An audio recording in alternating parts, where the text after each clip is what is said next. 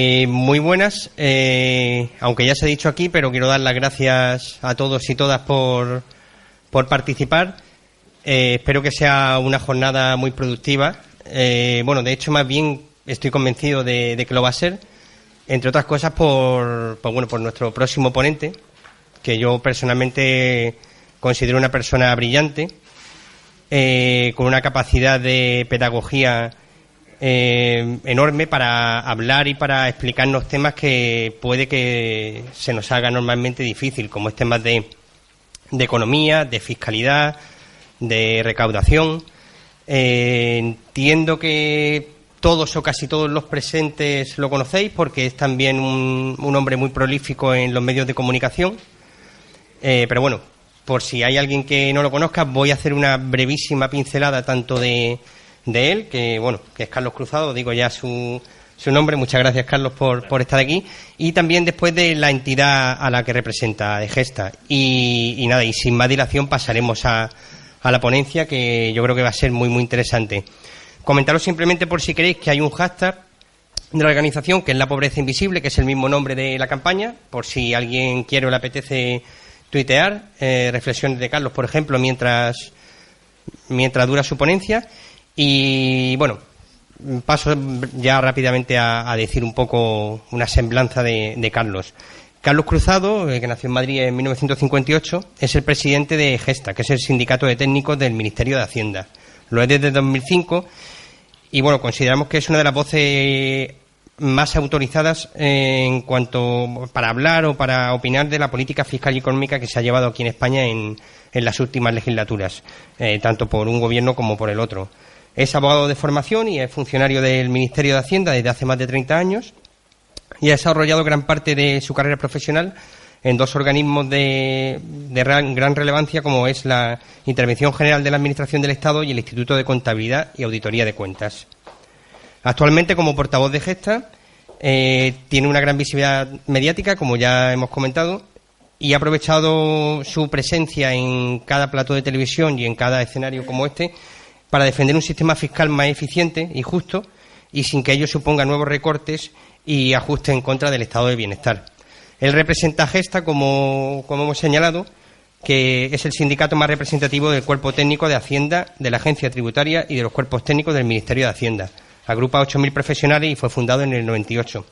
Y muy brevemente os comento que Gesta suele realizar estudios macroeconómicos de gran calado con el objetivo de dar a conocer la realidad fiscal de nuestro país y conseguir una administración tributaria más eficiente y capaz de reducir el elevado volumen de economía sumergida, que, como imagino comentará Carlos a continuación, alcanza ya el 24,6% del PIB.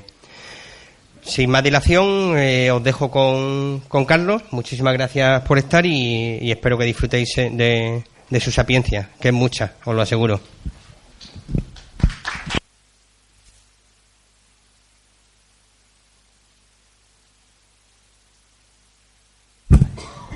Muchas gracias por la presentación. Lo primero, agradecer a la organización la celebración de esta jornada y la invitación para tener esta oportunidad de exponer algunas ideas no solo sobre economía sumergida, sino un poco sobre el sistema tributario, sobre los impuestos. Hacer algunas reflexiones que nos puedan mover a luego un debate, ¿no?, sobre la materia. También agradecer a la ONCE la acogida en este local y a todos vosotros pues vuestra presencia, ¿no? Entonces, a mí me gustaría empezar haciendo una reivindicación de los impuestos. Es algo que está muy poco de moda. Lo que está de moda en los últimos años es hablar de bajar impuestos, ¿no? Que los impuestos solo sirven para estorbar al contribuyente y demás. Oíamos antes al alcalde y a la consejera hablar de políticas, ¿no?, de políticas sociales, de políticas de inserción. Hablaban de presupuesto. Claro, para desarrollar todas estas políticas es necesario recabar fondos, ¿no? Y esto se hace a través de los impuestos, sobre todo en una situación como la actual en la que tenemos casi un 100% de deuda y unos compromisos con Bruselas por los cuales pues hay que ir reduciendo, ¿no?, este porcentaje de deuda. Al mismo tiempo que reducir el porcentaje de déficit que año tras año se va superando en relación con ese compromiso, ¿no? En este sentido, los impuestos tienen esa función de recabar los fondos necesarios para mantener el Estado de bienestar, por cierto, que es el que establece nuestra Constitución. Últimamente vemos en los medios a muchos economistas, mucha gente opinando, ¿no? En posiciones, digamos, ultraliberales, hablando de bajar impuestos continuamente, de que los impuestos son algo malo, que el dinero está mejor en el bolsillo de los ciudadanos y bueno, pues esto choca con la Constitución. Hay algunos partidos que se consideran constitucionalistas, que hablan de ese constitucionalismo, de ese bloque constitucional y que piensan en un artículo que es el de la unidad de España, ¿no? Y esto está muy bien, pero hay otros artículos en la Constitución. La Constitución establece un estado de bienestar, lo establece en el artículo primero, cuando habla de un estado social y democrático de derecho, y lo establece en un montón de artículos que hablan de la necesidad de asignar los recursos de forma equitativa, de supeditar toda la riqueza nacional al interés general, de promover condiciones de igualdad y de libertad de los ciudadanos. Y en este sentido, bueno, pues este Estado necesita, por supuesto, de una recaudación que es la que dan los impuestos, ¿no? Cuando hablamos de bajar impuestos, esto es algo que oímos frecuentemente, como decía antes, esto del dinero en el bolsillo de los ciudadanos, pues eso está muy bien para algunos ciudadanos, que son los que se pueden pagar su educación, su sanidad, en fin, los que no necesitan, pues que el Estado sea el que proteja y el que, bueno, como consecuencia del gasto social, pues dé estas oportunidades, ¿no? En este sentido, bueno, ahora hablar de la suficiencia, o mejor dicho, de la insuficiencia del sistema tributario para bueno, acometer esa recaudación de impuestos. Yo esta pequeña introducción, que me han dicho que tengo como 25 minutos, yo quería referirme a tres cuestiones, no solo a la economía sumergida, sino a la necesidad de dar suficiencia al sistema tributario para acometer esas políticas y ese gasto social, pero también quería hablar de la falta de equidad del sistema y del fraude también. Son tres elementos que suponen tres retos para esa reforma fiscal pendiente, ¿no? Y que ahora vamos a ir un poco viendo, ¿no? Cada uno de estos temas. Cuando se habla de bajar impuestos, que es algo que oímos también con frecuencia, pues hay mucha demagogia en este discurso, ¿no? Porque no se concreta qué impuestos son los que se proponen bajar, o dentro del impuesto que se propone bajar, a quién se va a bajar. Cuando se habla de bajar impuestos no se habla de bajar todos los impuestos. Y de hecho, si miramos para atrás, pues veremos que los impuestos que se han ido bajando en los últimos años son los impuestos directos, y que sin embargo los impuestos indirectos, como el IVA, impuestos especiales y demás, la tendencia es a que vayan subiendo, ¿no? Bueno, esto choca con la opinión de la mayoría de los ciudadanos, que en las encuestas que elabora el CIS sobre esta opinión fiscal de los ciudadanos, lo que establecen o lo que manifiestan es que en su gran mayoría es que el sistema tributario se debería apoyar sobre todo sobre la imposición directa. Casi triplican los ciudadanos que piensan esto a los que piensan que la indirecta, el IVA y los impuestos al consumo es sobre los que tendría que pivotar la tributación. A pesar de que en los últimos años se ha intentado también ocultar la regresividad de los impuestos indirectos, lo cierto es que los impuestos indirectos, básicamente el IVA, pues son impuestos que tratan a todo el mundo por igual, no son impuestos que todo el mundo paga por igual, mejor dicho, y con independencia de su situación económica, de sus ingresos, de su patrimonio, y por tanto son impuestos injustos. A pesar de un discurso que en los últimos años se ha pretendido instalar respecto de la justicia del IVA, incluso de la progresividad del IVA. En España tenemos tres tipos diferentes, un tipo superreducido, un tipo reducido, un tipo general, pero a pesar de esto el IVA es un impuesto regresivo, es un impuesto que desde luego afecta más a quien tiene menos posibilidades, menos rentas, puesto que quien tiene que destinar el 100% de sus rentas al consumo, pues ve grabada el 100% de sus rentas con el IVA, mientras que quien tiene una propensión al ahorro, a mayor propensión, pues menos le afecta este impuesto, ¿no? Esto es algo que hasta la propia OCDE, en su informe económico sobre España del año 2014, pues venía a poner de manifiesto, a pesar de que tanto la OCDE como la Unión Europea, el Banco Mundial, son instituciones que están desde hace años planteando la necesidad idea de incrementar los impuestos indirectos, la propia OCDE reconoce que es regresivo y que, por tanto, si se aumentan, pues debería de ir en correlación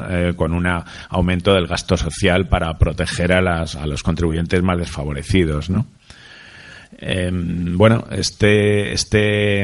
como decía antes, casi 3 veces o multiplican por 3 los ciudadanos que piensan que los impuestos deben, o que el sistema tributario debe descansar sobre todo sobre la imposición directa que sobre la indirecta. Y además, si analizamos la encuesta del CIS que habla de esto, que es de julio del año pasado, vemos que incluso tomando como referencia la opinión política de las personas que contestan, en todos los ámbitos se da esta situación.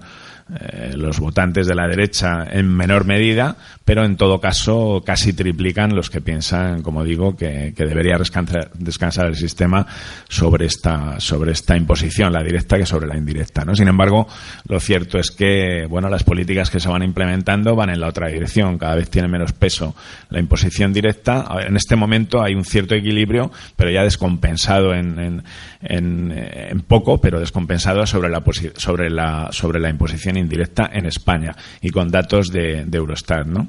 Bueno, ya entrando en lo que es el problema de la suficiencia, o mejor dicho, de la insuficiencia de nuestro sistema para recabar recursos, pues no hay más que ver los datos que cada año Eurostat, la Oficina Estadística de Europa, pues nos da sobre presión fiscal. Estamos, según el último dato que se ha publicado hace un mes, en relación con el año 2014, estamos como a 6 puntos por debajo de la media de presión fiscal en la Unión Europea. Este es un dato que se repite año tras año, que incluso en 2007, que fue el año de la serie histórica en el que mayor recaudación se produjo en España, estábamos casi 3 puntos por debajo. Esto quiere decir que estamos más cerca, con los datos que da Eurostat, de países como Lituania, como Rumanía, como Bulgaria, que son los 3 países de la Unión Europea que menos recaudan. La recaudación está en torno al 28% del PIB. En España, según este último dato, estaría en el 34,4%.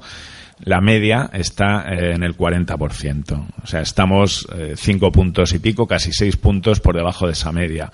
Y desde luego mucho más separados de los países que más recaudación tienen, que son Dinamarca, Bélgica y Francia, que están en un entorno del 50%. O sea, nos separan 16 puntos de los países que más recaudan y estamos solo a 5 o 6 puntos de los que menos, ¿no? Y esto a pesar de que muchas veces oímos el discurso de que en España hay una presión fiscal muy alta. Es cierto, y luego hablaremos de que hay elementos como la presión fiscal que sufren, o la presión que sufren los trabajadores frente a las empresas, frente a quienes tienen rendimientos de capital, y además la elusión, la evasión fiscal, estamos en un nivel muy alto, como vamos a ver después, y que hacen que haya un cierto sector de la población, que son básicamente trabajadores y pensionistas, que más sufren o que más esfuerzo fiscal tienen que hacer, ¿no? Hay otro dato que se da año tras año. Si vemos la recaudación de impuestos, los distintos impuestos, vemos que el impuesto de la renta es el que recauda del total de impuestos estatales más del 40% de los ingresos. El IVA está en torno al 30%. Los impuestos especiales en torno al 20%, ahí están los impuestos sobre hidrocarburos, cada vez que echamos gasolina, tomamos una cerveza, el alcohol. Son impuestos indirectos también, y por tanto se puede hablar de regresividad de los mismos, igual que en el IVA, ¿no? Y luego, por último, los impuestos que se recaudan como consecuencia del impuesto de sociedades, que llegan a un 10% aproximadamente del total. Bueno, si dentro del impuesto sobre la renta, que como decía nos está dando una recaudación del 40% del total, observamos que la recaudación que proviene de la imposición a los rendimientos del trabajo supone el 84%, los ingresos que proceden en el impuesto sobre la renta de los rendimientos de capital suponen el 9%, y los rendimientos que proceden de la imposición a las actividades económicas, profesionales, autónomos lo que aportan es el 7%, pues vemos claramente que efectivamente, esa idea que mucha gente tiene y que está en los medios de que el 90% del esfuerzo fiscal lo hacen los trabajadores, pues es así. Si sumamos este porcentaje de recaudación del impuesto sobre la renta con el IVA, que como decíamos antes es el que recae más sobre los trabajadores, sobre las clases medias y sobre las clases más desfavorecidas, y los impuestos especiales igual, vemos que efectivamente casi el 90% de la recaudación de los tributos pues recae sobre las espaldas de trabajadores, pensionistas y estos sectores, ¿no? Hablando de suficiencia, no solamente vemos que hay un diferencial con respecto a la media de los países europeos, sino que desde el año 2007 ha habido una caída de la recaudación que podemos considerar en los primeros años de la crisis de desplome. Entre el año 2007 y 2009 cae la recaudación estatal alrededor de 60.000 millones de euros, y esta caída de la recaudación 8 años después todavía no se ha recuperado. Este año, en el año 2014, que son los últimos datos que tenemos de la agencia tributaria, todavía había un diferencial con el año 2007 de 25.000 millones. Casualmente coinciden con el diferencial o con la caída del impuesto de sociedades. Ya en el año 2014 en renta se habían recuperado los niveles del año 2007. En el IVA incluso se habían superado algo, en impuestos especiales estaban por ahí, y son justo esos 25.000 millones de diferencial con respecto a lo recaudado por sociedades en el año 2007, pues el diferencial que todavía tenemos, o el déficit que todavía tenemos con respecto a este año, ¿no? La caída del impuesto de sociedades, claro, se puede entender que es consecuencia en parte de la caída de la actividad, y así es, ¿no? Pero desde luego no se corresponde esa caída, ese desplome del impuesto de sociedades en estos años con la caída de la actividad.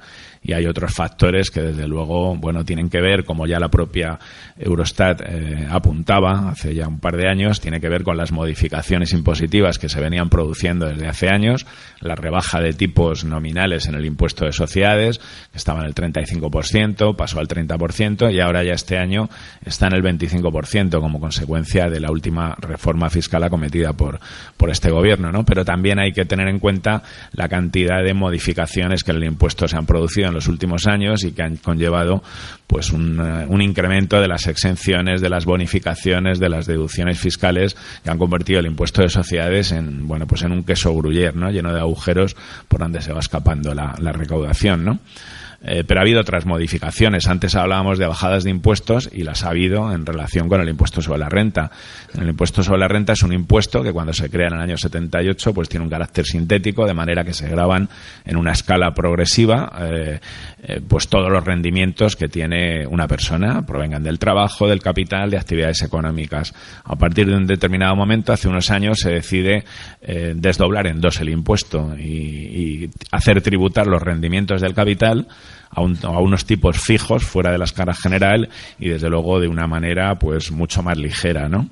Se transforman en rendimientos del ahorro, se denominan rendimientos del ahorro, que siempre queda mejor, parece que se está potenciando estos, sin olvidar que junto a rendimientos del ahorro hay incrementos de patrimonio, incluso incrementos especulativos, que se obtienen en muy poco tiempo, y que tributan a esa escala muy por debajo de la escala general, ¿no?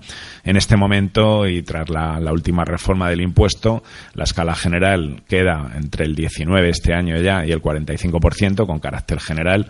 Luego hay que tener en cuenta las distintas modificaciones en lo que es la parte de las comunidades autónomas, pero la escala estatal y la general sería esta, mientras que los rendimientos de capital están entre el 19 y el 23%, depende de que superen los 6.000 euros o los 50.000 euros. Como vemos, esta dualidad del impuesto lo que produce es que pues haya una caída de la recaudación también, y sobre todo una desigualdad entre lo que tributan los rendimientos del trabajo, los rendimientos de actividades económicas y los rendimientos del capital. Esto quiere decir que, aplicando más o menos estos tipos, una persona que obtenga solo rendimientos de capital por 600.000 euros al año va a pagar o va a estar en los mismos tipos que una persona que tenga unos rendimientos de trabajo de 30.000 euros, ¿no? Esto evidentemente es algo que distorsiona el impuesto. Curiosamente, el informe que la comisión de expertos elaboró con vistas a la reforma fiscal hablaba de la necesidad, en principio, o mejor dicho, hablaba de que no había argumentos para mantener esta dualidad, pero acababa con la discusión diciendo que expresamente que los mercados se habían acostumbrado a esta dualidad y sería difícil revertirla, y que los mercados aceptaran otra vez el que los rendimientos de capital tributaran en la escala general, ¿no? Bueno, esto es algo que también la OCDE ha denunciado y ha planteado la necesidad de, bueno, desde el punto de vista de una mayor neutralidad impositiva y de justicia tributaria, pues que se acabara con esta dualidad. Lo cierto es que en la última reforma no solo se ha mantenido, sino que se han incluido otra vez los incrementos de patrimonio especulativos que anteriormente habían salido de esta escala de tributación de los rendimientos de capital y habían pasado a la general. Rendimientos especulativos son aquellos que se producen con un plazo inferior a un año, ¿no? Esto en cuanto a esta dualidad, ¿no? Luego, en estos años también atrás hemos visto cómo han ido desapareciendo impuestos. El impuesto de patrimonio, aunque ahora se estableció otra vez, pero de carácter transitorio, y que, bueno, prácticamente todas las comunidades, salvo Madrid, pues lo están aplicando en mayor o menor medida.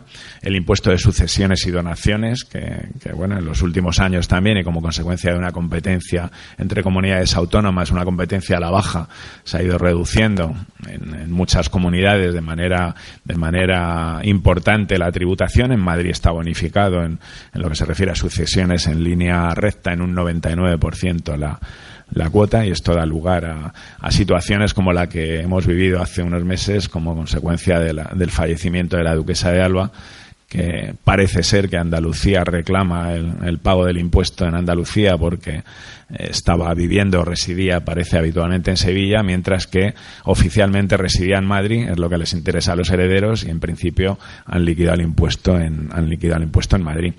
El hecho de rebajar el impuesto de sucesiones, de eliminar el impuesto de patrimonio, pues se da con un argumento, y es el de que afecta o afectaba a la clase media, a gente que tiene problemas para transmitir y pagar el impuesto por la transmisión de una vivienda. Claro que esto se soluciona no suprimiéndolo, no bajándolo, sino poniendo unos mínimos exentos lógicos, de manera que, bueno, no ocurra lo que en este momento ocurre en Madrid, y es que pagan un 1% de la cuota, lo mismo los herederos de la duquesa de Alba que una persona que hereda un piso de sus padres, ¿no? Bueno, pues esto es otro ejemplo de cómo se han ido reduciendo impuestos. Y bueno, como hablaba al principio, si analizamos qué impuestos han reducido y a quién ha beneficiado esa reducción, pues vemos que siempre o casi siempre va en la misma línea, ¿no? El impuesto de sociedades, como consecuencia de esa cantidad de bonificaciones, deducciones que se han ido aplicando, ¿quién utilizaba mayoritariamente esos beneficios? Por las grandes empresas. Las grandes empresas, que son las que tienen posibilidades de, bueno, no solamente de grandes o de buenos asesores fiscales, sino también de utilizar al máximo esas deducciones, ¿no? Que vemos que algo más de 4.700 empresas que facturan más de 45 millones en España son las que se benefician de algo más del 90% de los beneficios, de los ajustes, de las deducciones, en general del impuesto de sociedades, ¿no? Luego hablaremos de la elusión, de lo que, bueno, de esa planificación de las grandes empresas, empresas que están funcionando, que tienen actividad en distintos estados y que utilizan los agujeros que dan las distintas legislaciones para acabar pagando, pues, o residenciando sus beneficios en paraísos fiscales, en zonas de muy baja tributación. Esto que se llama planificación fiscal agresiva, que antes se llamaba ingeniería financiera, y que hace que, bueno, según los datos que nos da la agencia tributaria, las grandes corporaciones estén pagando de tipo efectivo, o sea, si vemos lo que se paga de cuota de sociedades en relación con los beneficios, están pagando algo más del 6%, entre el 6 y el 7%, mientras las pymes están pagando un 15%, ¿no? Bueno, esta es otra cuestión que ahora si tenemos tiempo veremos, ¿no? Esto en cuanto a la suficiencia y ese problema de la caída de la recaudación, ¿no? Si ya hablamos de la equidad del sistema, pues esa encuesta del CIS a la que antes me refería lo que nos dice es que el 87% de los ciudadanos opinan que el sistema no es justo, que no paga más quien más tiene, ¿no? Y desgraciadamente esto no solamente es una sensación, no es solo una opinión, sino que es una realidad, ¿no? Si analizamos el artículo 31.1 de la Constitución, que es el que se refiere al sistema tributario, vemos que establece unos principios. Este artículo dice que todos contribuirán al sostenimiento de los gastos públicos de acuerdo con un sistema tributario justo, inspirado en los principios de igualdad y progresividad. De aquí deducimos tres principios a los que deberían implementarse en el sistema tributario español, ¿no? Que son generalidad, igualdad y progresividad. Igualdad quiere decir que tendríamos que tratar por igual a todos los contribuyentes, todos los que están en la misma situación, ¿no?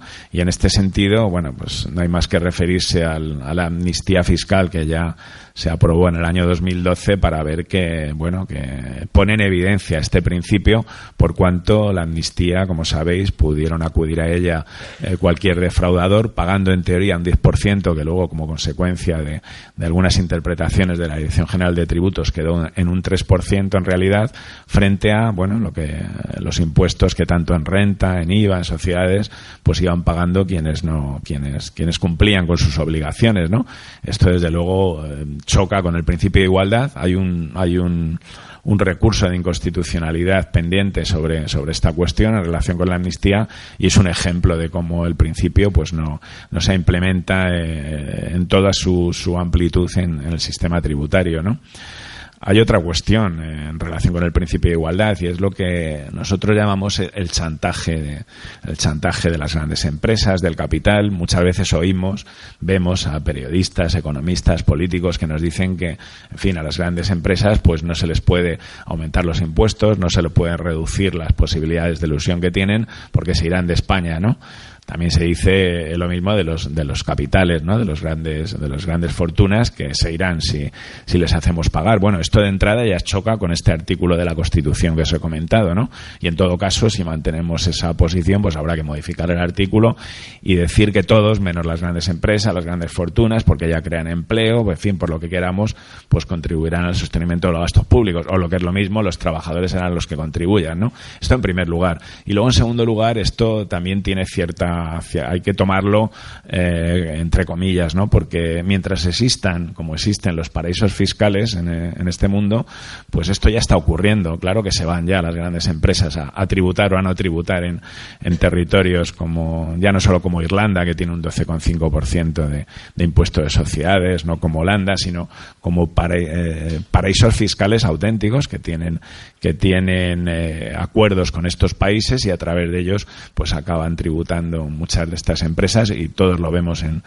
los medios últimamente, como sobre todo las tecnológicas, estas empresas que tanto facturan, ¿no? La de la manzana, que la vemos en tantos sitios en España. Bueno, pues si supierais lo que pagan de impuestos en España, pues os extrañaría mucho, ¿no? ¿Cómo es posible? Pues es posible porque estas empresas tienen muchas sociedades, tienen entramados societarios constituidos en todo el mundo, de manera que concretamente Apple, pues creo que lo que paga aquí es en función de una comisión que cobra, ¿no? De una empresa matriz que está en Irlanda, que es la que tributa, pero que ni siquiera tributa en Irlanda por el 100%, porque tienen acuerdos con, no sé si con las Islas Vírgenes, con algún territorio de estos, en los que realmente acaba derivando los beneficios. Sin embargo, en España y en otros países donde la tributación, digamos que es homologable, pues lo que hacen es plantearse las deducciones, utilizar las posibilidades de deducciones que tienen, ¿no? Bueno, pues esto ocurre ya, ¿no? Y esto, desde luego, habría que modificarlo, ¿no? Es algo que preocupa, además, no solo a nosotros, le preocupa también a la Unión Europea, supuestamente, a la OCDE, al G20. Hace 2 años que el G20 le encomendó a la OCDE que estudiara la posibilidad de establecer una serie de medidas para acabar con esta planificación fiscal agresiva de las grandes empresas, ¿no? Hay 15 medidas que se han aprobado y que, bueno, son solo recomendaciones. Es difícil que se vayan implementando en país por país, pero que intentan pues acabar con esta cuestión, ¿no? Nosotros, cuando hablamos de ese diferencial de lo que pagan, de ese tipo efectivo del 6, el 7% que pagan las grandes empresas grandes corporaciones en España, muchas veces hay críticas que dicen que es que pagan esto porque ya pagan fuera, ¿no? Pero lo cierto es que ni pagan aquí ni pagan fuera. Y esto Ángel Gurría, el presidente, el secretario general de la OCDE, hace unos meses lo decía. Los convenios para evitar la doble imposición, que son los que se vienen firmando hace años entre distintos estados para evitar pagar en 2 estados, se han convertido al final en convenios de doble exención. Y a la vista, acogiéndose a estos convenios, estas grandes corporaciones lo que hacen es no pagar ni en un sitio ni en otro, ¿no? En definitiva, ese chantaje al que me refería, pues mientras existan los paraísos fiscales, que por cierto tienen más auge que nunca, En el año 2008, al principio de la crisis, en un G20 en Londres, Sarkozy fue el que comentó, aparte de aquello de que se iba a refundar el capitalismo y todo esto, ¿no?, pues también comentaron que era el fin de la opacidad, de los paraísos fiscales. Bueno, pues en estos años han cogido bastante más auge los paraísos fiscales. El Observatorio de la Responsabilidad Social Corporativa en España, Oxfam Intermón, también hace algunos estudios sobre las filiales de las empresas del IBEX en paraísos fiscales y vemos que se han multiplicado exponencialmente. Según el último informe de Oxfam, de las 35 empresas había 34 que tenían filiales en paraísos fiscales y que no acreditaban actividad en estos territorios, y están en torno a 800 las filiales que tienen estas grandes empresas, ¿no? Por cierto, la mayoría de los bancos españoles tienen sus filiales no en una isla de estas perdidas remotas, sino en un estado de Estados Unidos, que es Delaware, y que es un auténtico paraíso fiscal, aunque no sea considerado así oficialmente. Bueno, muchas veces, no sé si habréis visto, pero a veces lo vemos en algunos medios que nos dan la foto de un local, que es así como una especie de hamburguesería, de una planta, donde hay radicadas, según decía, no sé si se oye, ¿sí? Donde hay radicadas, según publicaba hace unos meses el New York Times, algo así como 500.000 sociedades de todo el mundo, ¿no? En un local que es poco más grande que esto, ¿no? Bueno, pues esto ocurre en Delaware, en Estados Unidos, donde supuestamente se está intentando luchar contra los paraísos fiscales. Es verdad que en los últimos años, pues de alguna manera se está presionando a estos territorios a que faciliten información, pero sobre todo con dos cuestiones, que es el terrorismo y el narcotráfico.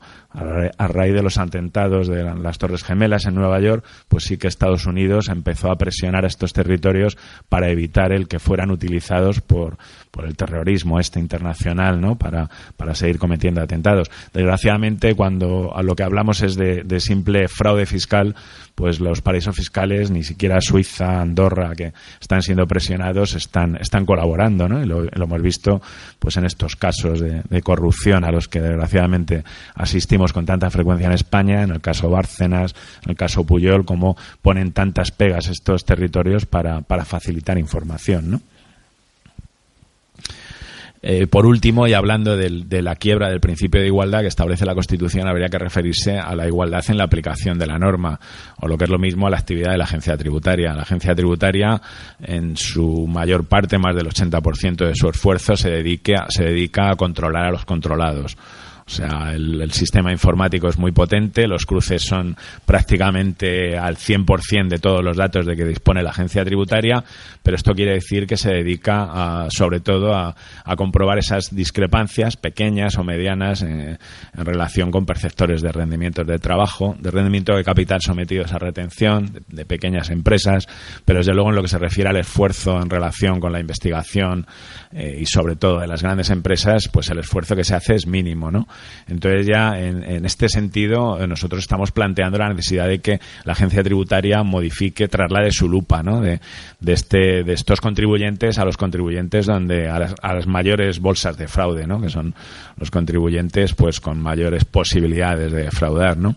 Al margen de esta actuación general de la agencia tributaria, pues desgraciadamente en los últimos tiempos, y luego tendremos tiempo si queréis de hablar de algunos de estos casos, hemos visto muchos casos que ponen en entredicho, ¿no?, esta igualdad. Y bueno, hace solo unas semanas la abogada del Estado en el caso de la Infanta y de Urdangarín pues nos decía claramente y sin ningún rubor que Hacienda no somos todos, ¿no?, que Hacienda somos todos, eso lo decía un anuncio, ¿no?, algo publicitario. Esto fue muy criticado, nosotros también lo criticamos, pero desgraciadamente lo que pensamos es que le traicionó el subconsciente, ¿no?, porque esto es así. No se da el mismo trato muchas veces a todos los ciudadanos. Lo hemos visto con los equipos de fútbol, que durante años han estado pues beneficiándose de aplazamientos, de fraccionamientos. Bueno, a los equipos de fútbol siempre les trató muy bien en España, pues las comunidades autónomas, el propio Estado, ayuntamientos, ¿no?, que bueno, ven los políticos muchas veces que proteger a sus equipos de fútbol pues seguramente les puede dar votos, ¿no? Pero la agencia tributaria también estuvo permitiendo durante años que se fuera inflando la deuda que tenían con ellos y con la seguridad social también, y que al mismo tiempo siguieran invirtiendo en fichajes y demás al tiempo que se incrementaba esa deuda, ¿no? La agencia tributaria Italia, claro, que establece el reglamento de recaudación la posibilidad de dar beneficios a una empresa que en un momento dado tiene un problema de liquidez y, bueno, lo último que pretende la agencia es acabar con una empresa, ¿no? Pero son situaciones, digamos, transitorias. Con los equipos de fútbol durante años esa situación ha sido la habitual. Ahora parece que está cambiando un poco, afortunadamente, el tema, ¿no? Hay un caso flagrante que es el de el listado Falciani. Falciani es este informático que salió del banco HSBC en Suiza y que salió con un listado de defraudadores importante, ¿no? Que llegó incluso a España, donde había una lista de algo más de 2.000 personas que tenían cuentas opacas en Suiza en este banco y que no habían sido declaradas. Ahí la agencia tributaria, una vez que tuvo esa información de Francia, no abrió inspecciones, que sería lo lógico, es lo que establece la norma. No abrió inspecciones a estas personas, sino que lo que hizo fue darles una segunda oportunidad. Les dirigió unas cartas de acuerdo con un procedimiento de gestión especial, de comprobación de cumplimiento de obligaciones formales. En definitiva, les mandó una carta diciendo: aquí hay algo que ustedes no han declarado, díganos por qué, ¿no? Entonces, muchas de estas personas pues recibieron esa carta y dijeron: sí, es verdad, se nos había olvidado, ¿no? Ahí va este dinero. Ocurrió con la familia Botín. Y esto lo cuento porque salió en los medios, es público, que ingresaron 200 millones de euros. Regularizaron su situación con 200 millones de euros, que eran los que debían como consecuencia de los rendimientos del dinero que tenían situado en distintas zonas, no solo en Suiza, y por los rendimientos de los últimos 4 años que no estaban prescritos. Pagaron 200 millones de euros. Pero de esta forma evitaron responsabilidades penales.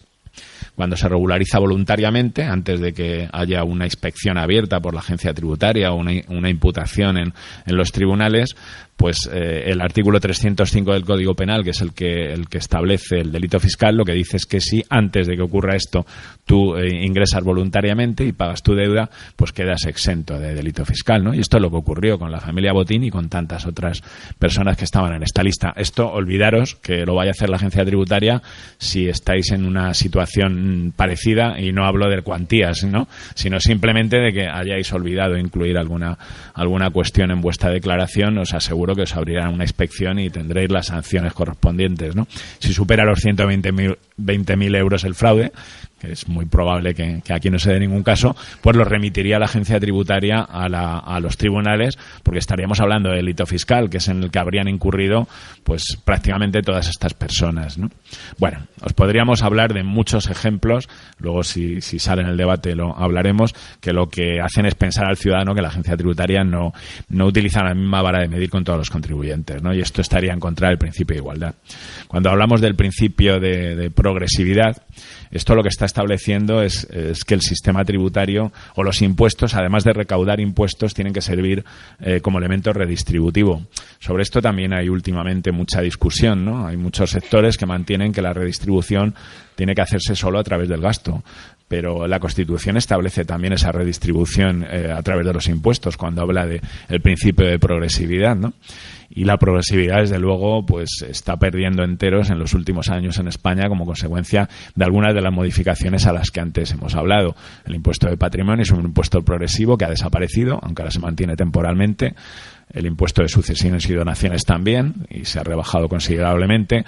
En definitiva, hoy el único impuesto que aporta la mayor parte de la progresividad al sistema es el impuesto sobre la renta. Y es un impuesto que también con las últimas modificaciones ha perdido progresividad. Al reducir los tramos, se ha reducido de 7 a 5 tramos, pues esto hace que pierda progresividad. A partir de 300.000 euros de ingresos, pues todo el mundo, a partir de 60.000 euros de ingresos, es el último escalón, y todo el mundo a partir de esos 60.000 euros va a pagar igual, lo mismo el que gane 70.000 que el que gane 600.000. A partir de los 60.000, no en lo que se refiere a la parte anterior, que va tributando según la escala, ¿no? En definitiva, el impuesto ha perdido progresividad, ¿no? Y esto hace que el sistema pierda progresividad. El hecho de que se vaya incrementando la aportación de los impuestos indirectos sobre los directos, pues también va contra esta progresividad, ¿no? El impuesto de sociedades, aún no siendo progresivo, es un impuesto que se paga una cuota, un tipo fijo. Antes había varios, ahora ya ha quedado en un 25%, pero sin embargo, si analizamos los tipos efectivos de las empresas en función de su facturación, vemos que también es un impuesto regresivo. pagan menos tipo efectivo las empresas con más de 1.000 millones de euros de facturación que las que pueden tener 50 millones. Esto lo vemos en la escala perfectamente, ¿no? Y luego el impuesto sobre la renta en parte también es regresivo, también como consecuencia de esa dualidad del impuesto, que hace que a partir de determinado base imponible en la cual aumentan las aportaciones de capital o los rendimientos de capital, el tipo efectivo como consecuencia de esa menor tributación también baja, ¿no?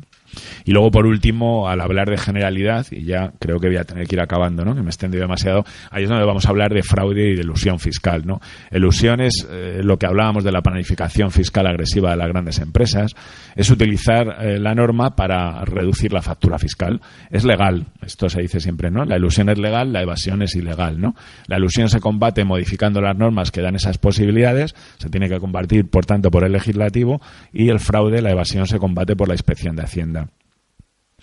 No solamente esas posibilidades que tienen las grandes empresas de tributar muy poco, de acabar residenciando sus beneficios en paraísos fiscales, sino, si hablamos de grandes fortunas, pues el ejemplo de las SICAV, que nos sonará a todos, pues es elocuente, ¿no? Las SICAV son unas instituciones de inversión colectiva previstas para que una multitud de ahorradores, como un fondo de inversión, pues pongan allí su ahorro y tengan una rentabilidad, ¿no? Y sin embargo son utilizadas desde hace algún tiempo por personas físicas o por familias con un gran patrimonio para beneficiarse de ese 1% al que tributan las instituciones de inversión colectiva, pero sobre todo para beneficiarse de esa demora en el pago de impuestos que supone el que solo se va a pagar como rendimientos de capital cuando haces efectiva la inversión que tienes en la SICAV. Al controlar la SICAV por parte de una persona, de una familia, pues van redirigiendo sus inversiones y hacen que, bueno, pues que nunca hagan efectivas esas plusvalías y por tanto no lleguen a pagar nunca o vayan demorando en el tiempo el pago, que, bueno, hay que recordar que se paga el 1% en el impuesto de sociedades, pero luego los inversores, una vez que obtienen su inversión con la plusvalía correspondiente, tienen que tributar en el impuesto sobre la renta o en el impuesto de sociedades, ¿no? Y luego, ya hablando de fraude, ya cerramos con este tema. Mi organización, efectivamente, hace algo más de un año, publicó el último informe sobre economía sumergida, que lo elaboramos con la Universidad Rovira i Virgili de Tarragona. Lo dirigió el profesor Sardá, que es una de las personas a nivel mundial que más estudia este tema. Y nuestra conclusión era que, bueno, la economía sumergida estaba en una cifra equivalente a casi el 25% del PIB, el 24,6% del PIB. Estos son más de 250.000 millones de euros que se escapan al control de Hacienda, de la Seguridad Social, y que hacen que, bueno, se dejen de ingresar entre cotizaciones sociales e impuestos cerca de 90.000 millones de euros al año. Claro, es una cifra importante, ¿no? Erradicar la evasión, el fraude fiscal, la economía sumergida al 100%, esto es casi imposible, ¿no? Pero lo que sí podemos hacer es ponernos al nivel de los países de nuestro entorno, que están entre 10 y 12 puntos por debajo. Hablamos de Francia, de Reino Unido, de Alemania, de Países Bajos, no de Italia, que está en un nivel como el nuestro, no de Grecia, que está incluso en un nivel superior, no de Portugal, no de Irlanda, que tienen niveles más bajos que los nuestros, pero también altos, ¿no? Si fuéramos capaces de reducir estos 10 puntos de economía sumergida, pues estaríamos recaudando, o podríamos recaudar, cerca de 40.000 millones de euros al año. Esto quiere decir, bueno, para comparar esta cifra, por ejemplo, con los intereses de la deuda, que sabéis que en el presupuesto, después del pago de pensiones, es la parte más importante cuantitativamente, pues en el año 2015 lo presupuestado eran alrededor de 35.000 millones para intereses de deuda. Bueno, solo reduciendo este diferencial podríamos estar pagando todos los intereses y además tendríamos 5.000 millones más, ¿no? Nosotros analizábamos las causas del incremento de la economía sumergida, porque además lo que destacábamos es que durante los años de crisis, entre el año 2008 y 2014, se había incrementado en 60.000 millones de euros esa cifra de economía sumergida. Hablábamos de varias causas, y ya con esto acabo rápido porque me estoy pasando del tiempo, ¿no? Y una causa novedosa, al margen de, bueno, el alto nivel de desempleo, desde luego se había triplicado en estos años el nivel de desempleo, los incrementos de impuestos que se produjeron a partir del año 2012, aunque esto siempre hay que matizarlo. Siempre que hay un incremento impositivo se dice que aumenta la economía sumergida, el fraude, ¿no? Hay una propensión mayor al fraude, pero sin embargo, si comparamos los países de la OCDE, los países de Europa, vemos que esto no es así, que donde mayor nivel de presión fiscal hay es donde menos economía sumergida hay. ¿Por qué? Porque hay mayor control tributario y además mayor conciencia fiscal. Y aquí era donde quería llegar ya para acabar un poco con el tema, ¿no? En relación con la conciencia fiscal en España, que desde luego está muy por debajo de la mayoría de los países europeos, de Estados Unidos, y esto no es una cuestión geográfica, como muchas veces se dice, ¿no? Estamos al sur y demás, somos más pícaros. No, bueno, esto es una cuestión de trayectoria democrática, ¿no? De transparencia. En España acabamos de aprobar hace poco más de un año una ley de transparencia. Ha entrado en vigor hace un año. En el resto de los países europeos llevan décadas de transparencia, ¿no? Bueno, el nivel de corrupción, el nivel de despilfarro al que estamos, o que ahora estamos viendo, ¿no? Que ha ocurrido durante años en España, pues tiene mucho que ver también con esto. Desde luego, la falta de ejemplo de las élites empresariales y políticas no anima precisamente al contribuyente a pie de calle a pagar sus impuestos, ¿no? A pedir su factura cuando hace una reparación en su casa. Y en este sentido, pues creemos que es necesario luchar contra esa corrupción y, sobre todo, ya no solamente por parte de los corruptos, sino por parte del sistema, de los partidos políticos que han estado gobernando en este país en los últimos años y que nunca, digamos, que han demostrado una intención de luchar y de erradicar de manera completa estos comportamientos de corrupción, ¿no? Si vemos también el mapa de los países de la OCDE, vemos que hay una relación directa entre países con menor transparencia, con mayor corrupción y con mayor economía sumergida. Y España, bueno, pues está en un espacio intermedio, pero peligrosamente cerca de países donde desde luego los niveles de corrupción son muy altos, ¿no? El año pasado publicaba la Unión Europea su primer barómetro sobre la corrupción, sobre encuestas que había hecho en todos los países, y detrás de Grecia, donde la percepción de un alto nivel de corrupción estaba en un 98% de las contestaciones, estaba España con un 95%, ¿no? Desgraciadamente, todos los acontecimientos que vamos viendo y que van surgiendo en los medios de comunicación en relación con la corrupción política y económica, pues nos llevan a pensar que esto ha sido así, y esto sin duda ha tenido una influencia importante en ese bajo nivel de conciencia fiscal, ¿no? Yo creo que me he pasado más de la cuenta, entonces ahora si tenemos tiempo en el debate, pues podremos hablar algo más sobre ello, ¿no?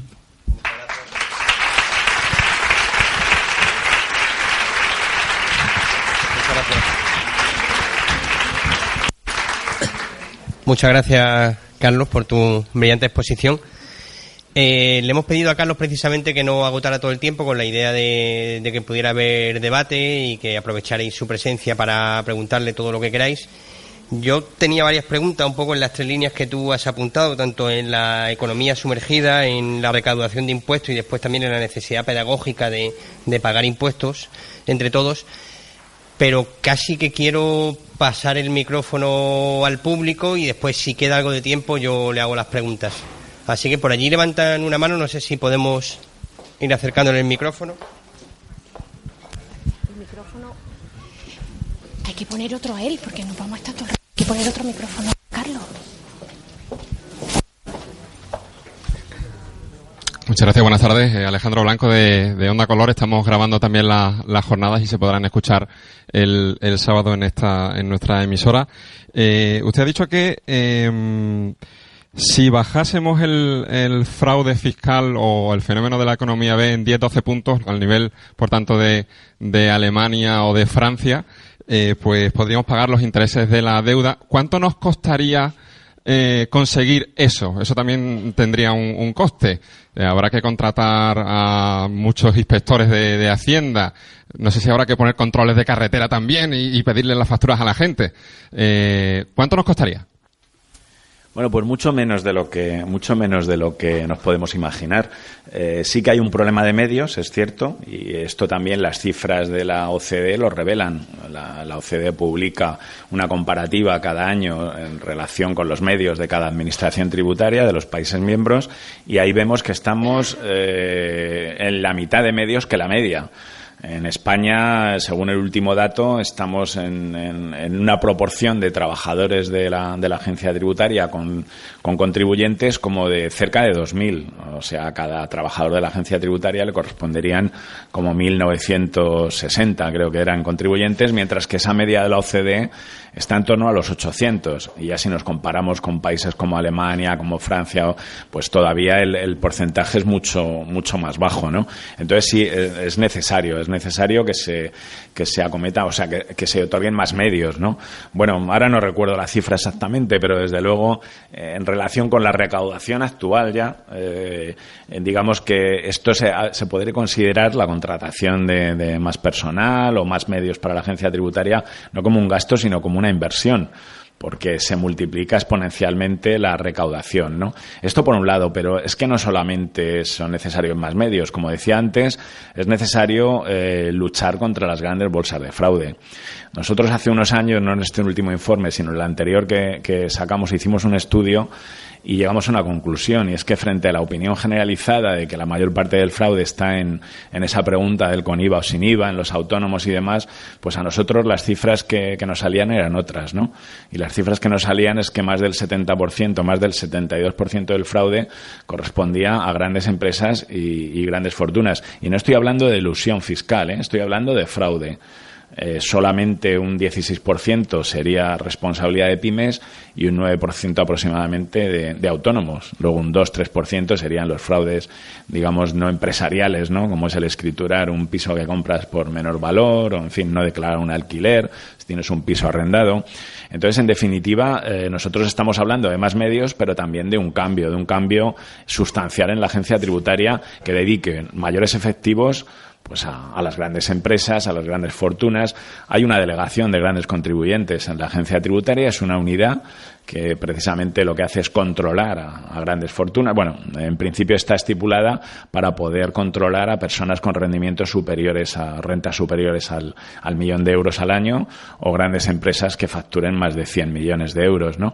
Pero lo cierto es que los medios disponibles en la delegación de grandes contribuyentes son insuficientes, son más que insuficientes, por no hablar de los medios que hay en relación con las cuestiones relativas a paraísos fiscales, a deslocalizaciones. Bueno, nosotros creemos que hay que hacer un mayor esfuerzo ahí, ¿no? Y luego también hay que tomar otras medidas, ¿no? Hablando de pedagogía, nosotros tenemos propuestas de incluir en los planes de estudios que los pequeños, desde pequeños los críos, pues en esa asignatura de ciudadanía o cualquier otra, pues se les explique lo que son los impuestos. Los impuestos son los que nos dan el estatus de ciudadanía, lo vemos muchas veces en las películas americanas, ¿no? Cuando dicen, yo pago mis impuestos y tengo mis derechos, ¿no? Bueno, pues esto es algo que hay que potenciar y que, la gente tiene que ser consciente de cuál es la finalidad de los impuestos, ¿no? Y luego nosotros vemos campañas, como ha ocurrido en tráfico. Hablabas de tráfico. En tráfico, en los últimos años, a pesar de que esta Semana Santa parece que ha habido más accidentes de los deseables o de los que hubo el año pasado, lo cierto es que en los últimos años se ha reducido de manera importante la siniestralidad, ¿no? Y tienen mucho que ver las campañas de concienciación que hemos visto en los medios, pero también, claro, las sanciones, ¿no? El carnet de puntos, el incremento de las multas, y en este sentido, pues también habría que mucho campo, ¿no? Donde avanzar. Hay que modificar el artículo 305 del Código Penal, que da demasiadas facilidades a los defraudadores. Antes comentaba esa cláusula de exención de responsabilidad de aquellas personas que regularizan su situación antes de que sean inspeccionadas, pero es que en la última reforma de este artículo, en el año 2012, se incluyó otra facilidad más, y es que aun cuando te hayan inspeccionado, aun cuando te hayan imputado en un tribunal por delito fiscal, dentro de los 2 meses desde el momento en que te imputa un juez, tienes la posibilidad de reconocer el delito y pagar, y las penas quedan absolutamente reducidas a la mínima expresión. Se pueden reducir hasta en 2 grados, con lo cual puede ser una pena máxima de prisión de 3 meses por un delito fiscal, que no olvidemos que se refiere a defraudaciones superiores a los 120.000 euros, ¿no? Entonces, en este sentido, y la sanción igual, la sanción que está contemplada en el Código Penal, que es de una vez, la multa es del tanto al sextuplo de la cantidad defraudada, pues en estos casos queda reducida hasta un 25%, que es incluso inferior a las sanciones que la agencia tributaria pone como consecuencia de infracciones tributarias, no delitos, ¿no? Entonces hay mucha labor, hay que reformar el Código Penal, hay que endurecer las acciones, hay que bajar, también proponemos bajar el límite de esos 120.000 euros a los 50.000 euros en el Código Penal, en fin, que sí que es cierto que hacen falta más medios, pero sobre todo hay que optimizar los que tenemos y, bueno, hablar de esa pedagogía, de esa modificación de las normas sancionadoras y también acabar con las posibilidades de elusión, que muchas veces se confunde lo que es elusión y fraude. Muchas veces se dice que es legal determinada cosa y estamos hablando de fraudes de ley que en definitiva son evasiones, ¿no?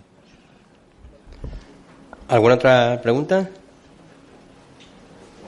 Bueno, pues entonces, mientras os lo pensáis, voy a aprovechar yo para hacerte una. Carlos, entroncando con el tema de la pedagogía y la necesidad de los impuestos que has comentado y un poco con esta serie de propuestas, esa concepción tan española de que lo público no es una cuestión de todos, es decir, es un problema de moral, de modelo.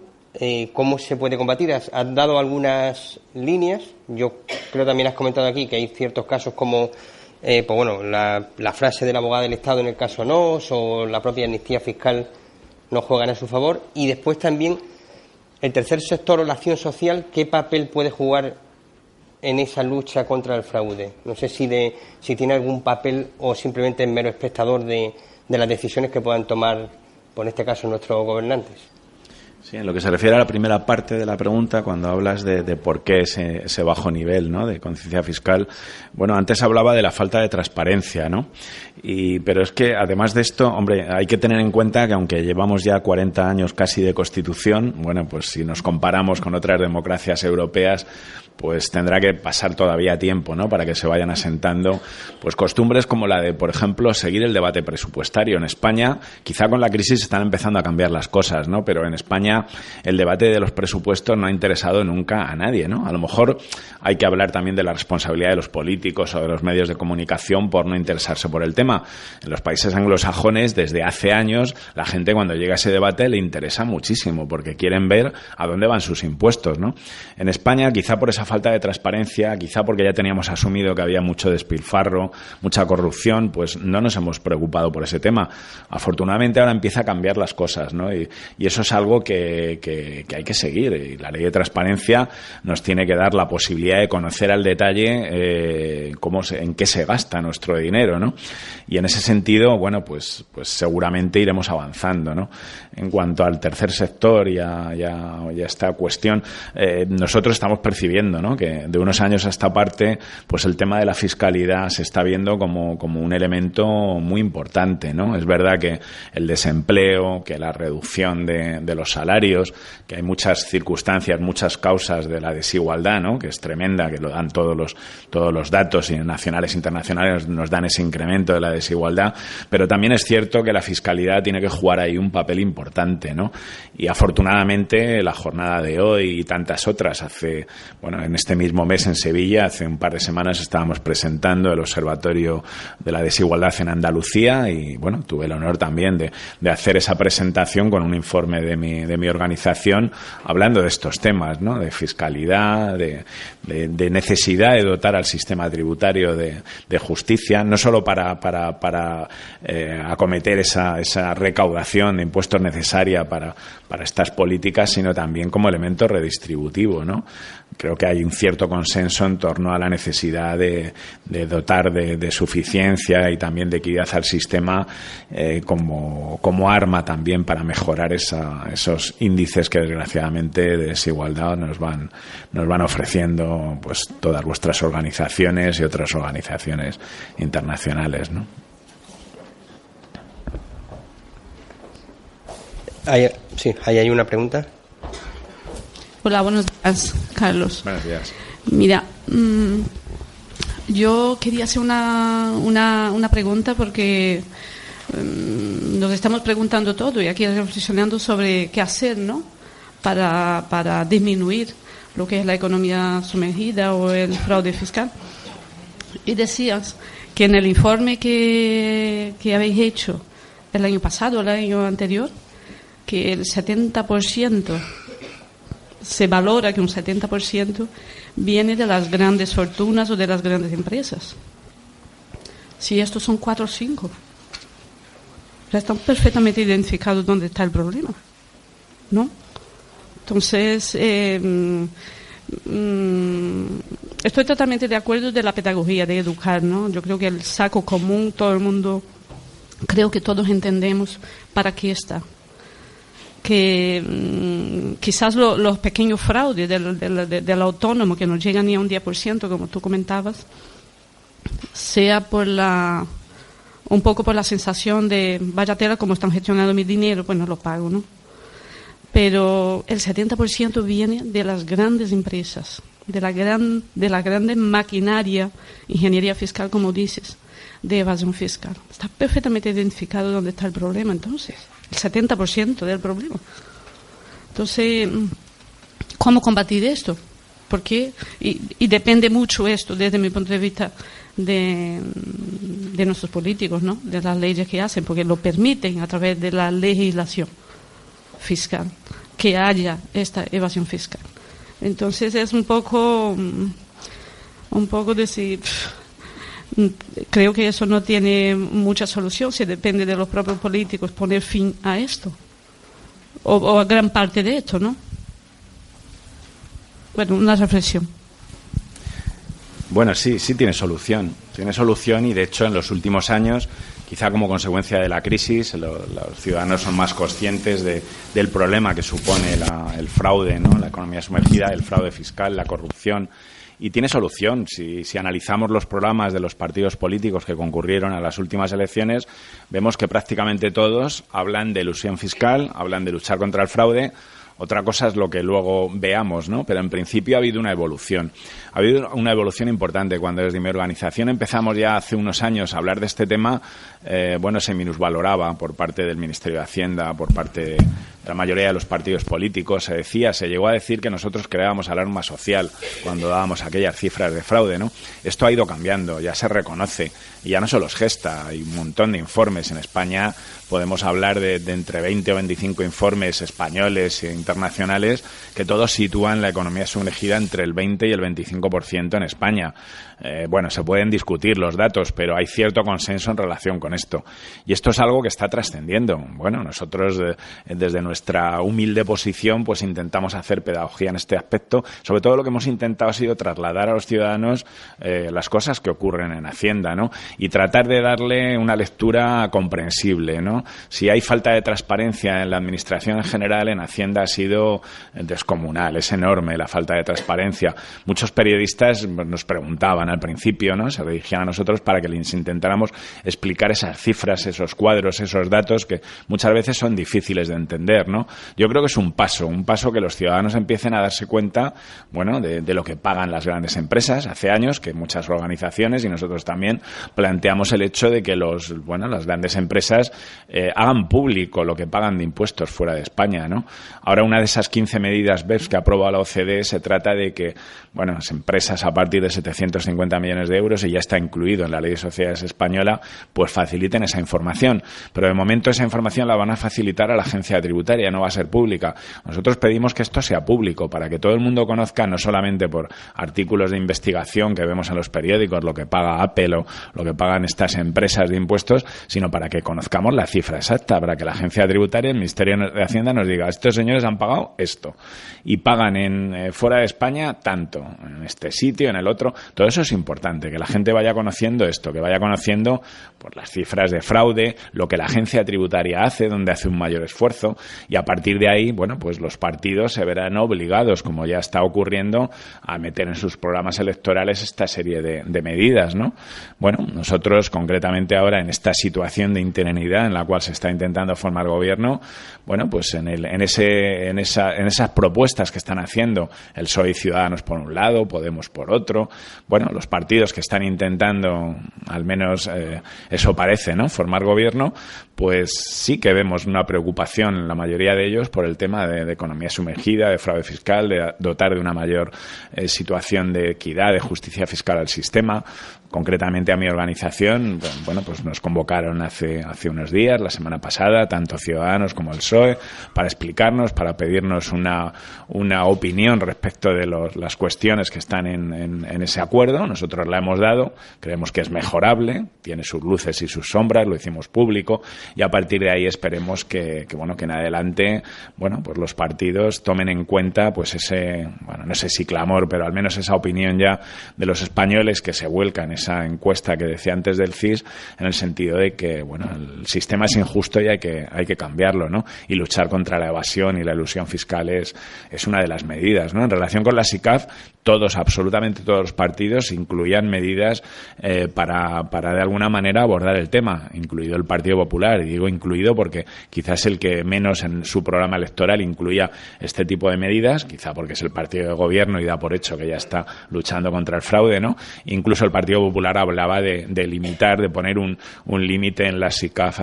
No hablaba de limitar la participación de las fortunas en la SICAF, pero sí un mínimo de eso que llamamos mariachis. En la SICAF la ley establece la necesidad de que haya 100 partícipes, y lo que ocurre es que, bueno, la persona que constituye una sociedad o la familia pues tiene el 99,99% del patrimonio, del capital autorizado, y los 98 o 99 restantes son personas que las propias instituciones financieras ponen a disposición de estas fortunas y que tienen un 0,01% del total. El Partido Popular incluía la necesidad de que estas personas tuvieran al menos, no recuerdo si el 4 o el 5%, ¿no?